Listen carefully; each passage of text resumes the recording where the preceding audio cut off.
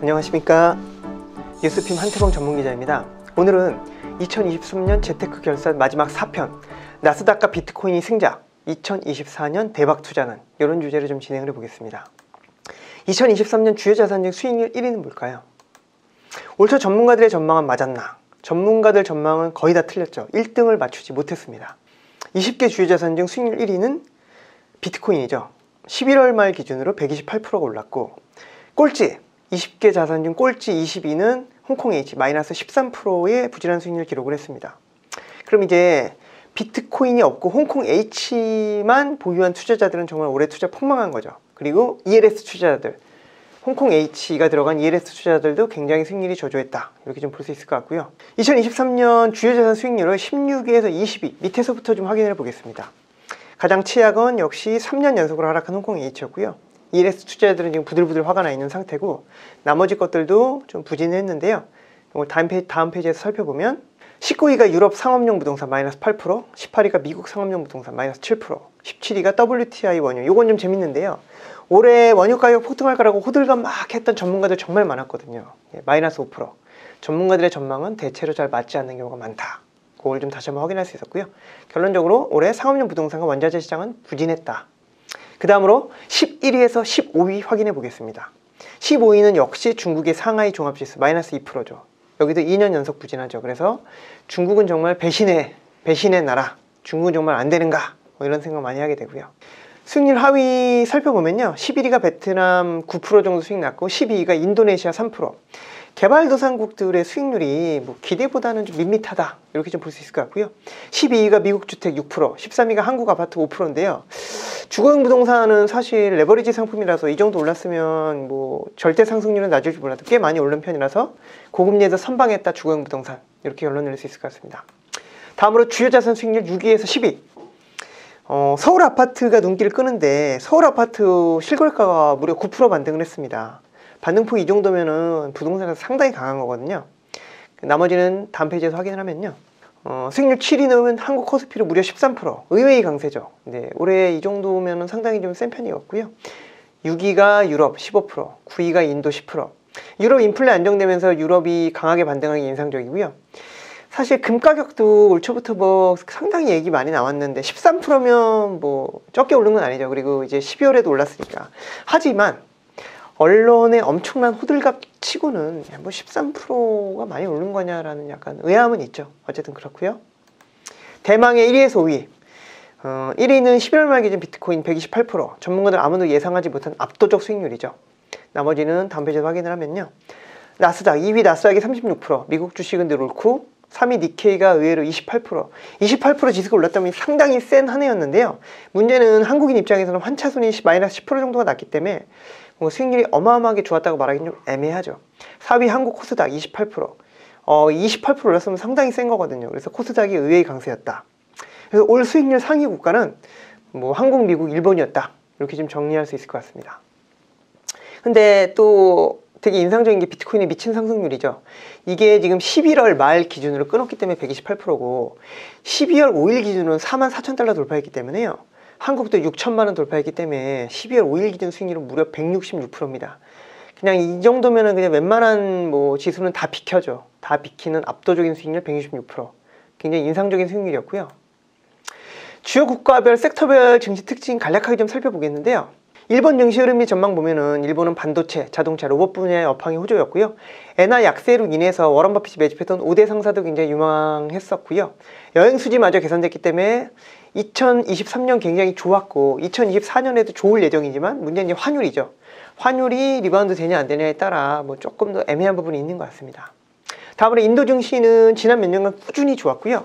인구수가 13명 돌파해서 드디어 중국 제치고 1위를 차지했기 때문에, 그리고 글로벌 공급망이 중국에서 인도로 좀 재편되고 있는 상황이라 인도 제조업 입장에서 호재라서, 변수라면 2024년 4월에 인도도 총선이 있는데요.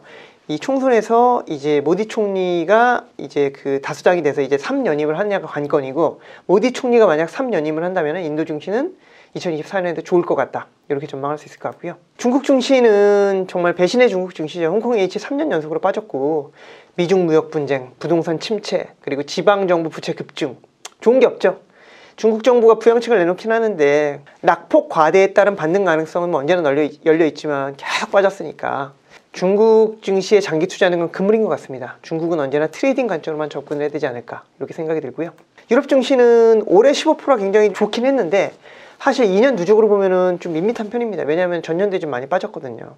어쨌든 인플레 진정됐고 유가 등 가격도 안정적이라서 루이비통 등 일부 명품 기업 제외하고는 유럽은 뭐 그렇게 내세울 만한 기업이 많지는 않아서 뭐 제약바이오 쪽 좀 있긴 한데, 그래서 유럽 증시도 틈새 시장 정도의 제한적 투자가 유효하지 않을까, 메인이 될 수는 없지 않나 이런 생각이 들고요. 한국도 원래 박스피 증시로 유명한데 올해는 그래도 큰 폭 반등한 편이죠. 전년도 낙폭 과대에 따른 반등 성격이 좀 강했던 것 같고요. 특히 2차전지의 눈부신 수익률 인상적이었습니다. 2024년은요 반도체 섹터가 최선호라고 주장하는 전문가들이 많고 이쪽으로도 리바운드가 좀 나올 것 같아서 한국 증시도 2024년 그렇게 나쁘지 않을 것 같습니다. 좀 양호한 수익률 나오지 않을까 이런 생각이 좀 듭니다.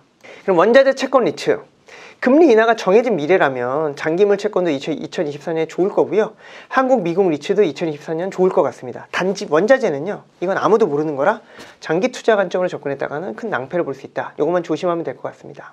근데 이렇게 정리를 하다 보니까 정말 모두가 초과 수익을 내기에 굉장히 노력을 하는데요. 내가 시장을 이겨보겠다는 마음으로 일본, 중국, 유럽, 인도, 한국, 베트남, 원자재, 채권, 리츠 이렇게 다양하게 분산 투자를 하는데 이 모든 전략이 결국은 초과 수익을 위한 몸부림인데 여기서 이제 조금 의아한 생각이 드는 거죠. 과연 이렇게 노력을 하면 초과 수익 얻을 수 있냐. 이 초과 수익 전략의 근본적 의무는요, 아니 그냥 미국 빅테크 사는 게 더 나은 거 아닌가? 하는 생각이 드는 거죠. 그래서 2024년 대박 투자, 요거 다시 한번 확인해 보면요, 일단 2023년 가장 뜨거웠던 자산 두 개가 비트코인과 나스닥이었잖아요. 그럼 2024년은 어떻게 될 거냐? 2024년 수익률 1위? 뭘까요? 근데 2024년에도 똑같지 않을까? 2024년에도 나스닥이랑 비트코인이 좋지 않을까 이런 생각이 드는 거죠. 자, 나스닥 먼저 살펴보면요, 인공지능을 지배하는 자가 2024년 수익률을 지배하게 됩니다. 인공지능 최후의 승자는 아직 모르죠. 오픈 AI가 챗GPT에 성공하면서 앱스토어까지 이제 출시를 하는데요, 오픈 AI를 손에 넣은 MS는 지금 기세가 등등하죠. 근데 드디어 원조 인공지능 맛집인 구글이 대반격을 시작을 합니다. 그래서 인공지능 전쟁은 이제 시작이지 누가 이겼다 뭐 이렇게 생각하면 안 되거든요. 엔비디아도 GPU로 대박이 나고 있고 메타, 애플, 아마존 각자 모두 자신들의 강점 있는 분야를 전력 질주하고 있는 상황이라서 테슬라도 인공지능 활용한 자율주행 진작부터 최강이었죠. 그래서 이 빅테크 기업들이 모두 다 이쪽에 에너지를 쏟아붓고 있기 때문에, 그리고 인공지능 유료 시장이 되게 급성장을 하는 거죠. 유료, 돈 받는 거 드디어. 그래서 2024년부터는 인공지능 관련 매출이 본격화할 가능성이 있고요. 챗GPT 기반 서비스를 활용한 기업들 대거 등장할 가능성이 있고, 그래서 전반적으로 2024년에도 인공지능 관련 주식은 뜨거울 거고 그 중심에는 미국 빅테크 기업들이 있는 거죠. 그런데 빅테크 너무 많이 올랐잖아요. 빅테크보다 덜 오른 싼 주식 사는 게 더 나은 거 아닌가요? 냉정하게 봤을 때 행동 심리학으로는 뭐 덜 오른 주식 사는 게 맞겠죠. 근데 정말 냉정하게 둘 중 돈 벌 확률을 잘 따져봤을 땐요, 뭐가 더 맞을까요? 잘 생각해봐야 될 문제인 것 같습니다. 자, 그리고 두 번째, 4년 만에 온 비트코인 반감기 찬스 놓치면은 재테크 되게 아쉬울 수 있는 거죠. 비트코인의 10년 누적 수익률은 5,746%입니다. 이 데이터 잘 봐야 되는데요, 최근 10년 수익률 잘 보면요, 2차 반감기 124% 올랐고 3차 반감기 303% 올랐습니다. 그리고 4차 반감기가 2024년이에요. 물론 올해 2023년도 12월 5일 기준으로 이미 166%가 올랐으니까 많이 올랐습니다. 근데 비트코인 수익률 되게 규칙적이거든요. 반감기 때문에 한 번도 1년 오르고 끝난 적이 없어요. 반감기 때는 계속해서 반복적으로 많이 올랐기 때문에 올해 많이 올랐으니까 2024년에 안 오를까에 이 부분은 좀 애매한 거죠. 비트코인 반감기의 의미는 4월에 이제 네 번째 반감기 오는데 공급이 감소한다는 얘기죠. 블록당 채굴 보상이 반토막 나서 3.125 BTC로 줄어들고 반토막이 나기 때문에 이런 이유로 매 반감기 때마다 폭등이 반복되어 왔던 거죠. 결국 비트코인도 너무 많이 올랐잖아요. 너무 많이 올랐죠, 사실. 비싸도 살까? 그리고 이제 보통은 이번 반감기는 안 오를지도 몰라 이런 생각이 많은데, 사실 확률로만 계산했을 때는 돈 벌 확률이 어떤 게 높을지 잘 고민해 봐야 될 것 같습니다. 비트코인의 2024년 투자 포인트는 비트코인 채굴량과 금 채굴량이 역전을 하게 됩니다. 드디어 처음으로. 그리고 비트코인 현물 ETF 상장 가능성이 굉장히 높은 상황이고, 한국 투자자는 비과세되는 마지막 행거죠. 2025년부터는 과세될 확률이 매우 높다. 그래서 비과세 혜택도 2024년이 마지막이 아니냐 이런 분석이 많기 때문에 이런 것들이 투자 포인트일 수 있습니다. 그래서 결국 2024년에도 주목해야 될 자산이 똑같아요. 2023년이랑 나스닥, 비트코인 이 두 개 아닐까. 그렇게 막 분산하는 게 과연 효율적인 전략이냐, 냉정한 생각을 해볼 필요가 있는 것 같고요. 그래서 다가오는 2024년에도 좀 이 두 개가 좀 좋아 보이고, 그래서 투자자분들의 성공 투자를 기원드립니다. 네, 이상으로 이 4개 시리즈를 마치도록 하고요. 투자에 대한 최종 판단과 그 결과에 대한 책임은 투자자 본인에게 있습니다. 감사합니다.